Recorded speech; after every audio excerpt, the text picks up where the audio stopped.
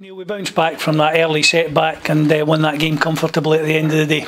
Yeah, it's a very professional performance, and yeah, I'm delighted with the attitude of the team. And you know, many times this year we've gone a goal behind and they've shown great responses, and tonight was another example of that. And you can see that they've got the bit between the teeth at the minute.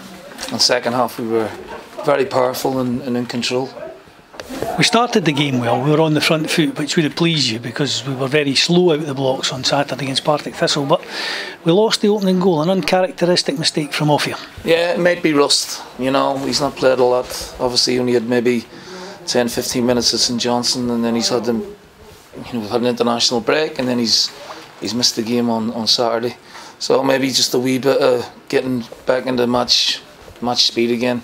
But I've no worries over him. He's been tremendous this season, and lucky enough it was early enough in the game for us to have plenty of time to recover, and it was a great response that we had.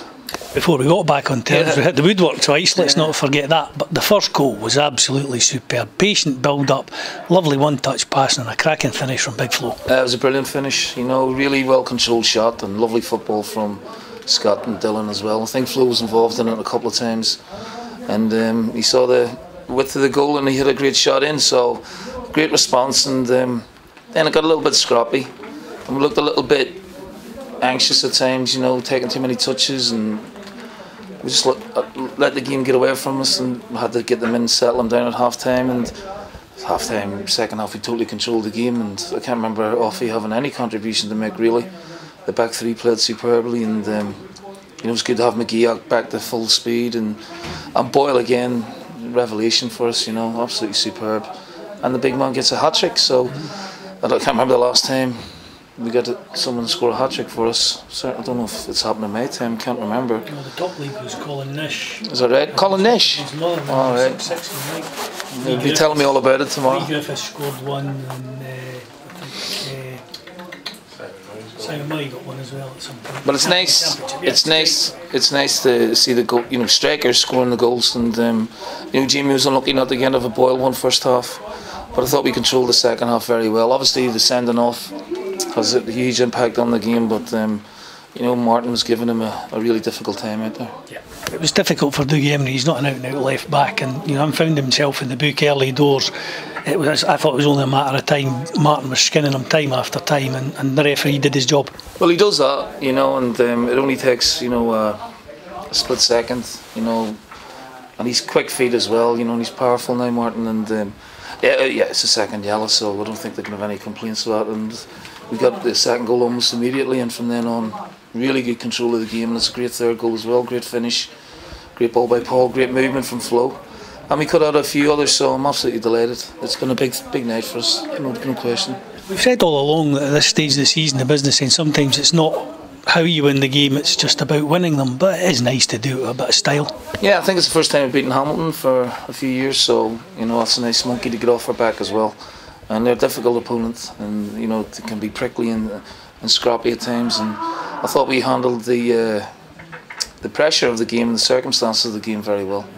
It'll be a difficult trip to Dingwall on Saturday, however. They're a great result tonight against Partick Thistle for Ross County. We lift their confidence a little bit, so it should be a good one. Yeah, it's a great win for them tonight, and probably much needed, and it just shows that they've got the ability to do that. It's a bit of a trek at the end of another difficult week, but we've got the bit between the teeth. We're not taking anything for granted. You know, I've just been in there and said, well done, don't over-celebrate, let's go again, and then we can reflect, you know, when the break comes for the semi-finals, and get ourselves ready for the split. But got one more really big game that could put us in a really good position going into the split. And from your point of view as manager, it must be great getting these wins simply from the point of view that wins breed confidence. You're probably not having to do a lot of work with the guys. They're raring to go when they get out there on the pitch at the moment. Yeah, they're feeling it. You know, they're feeling the moment, and you know, it's good.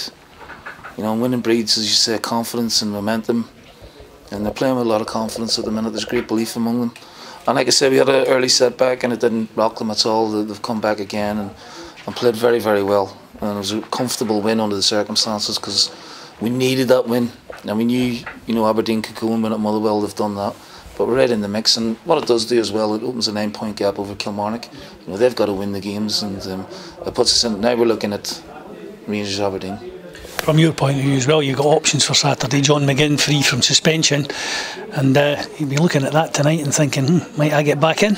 Well, he'll get back in, all right. It's great that we have the squad that can cope without a player of his calibre. But he's in superb form, and listen, he'll be chomping at the bit to play. So yeah, good to have John back, and yeah, we've missed his drive at times, you know, particularly in some of the games. But any team would. So good to have him back. Good for Whittaker to get, you know, 70-80 minutes tonight as well. Little cameo from Swanee as well. Everyone's itching to play, you know, and Slivka is almost fit. Brandon Barker might have him in the squad for the weekend. Yeah. And that's a huge bonus for us going into these games as well. And good from your point of view to be back in the dugout on Saturday. Yeah, it's been torture, you know, so bit unmerited I felt, but it's done now, so we'll just get on it.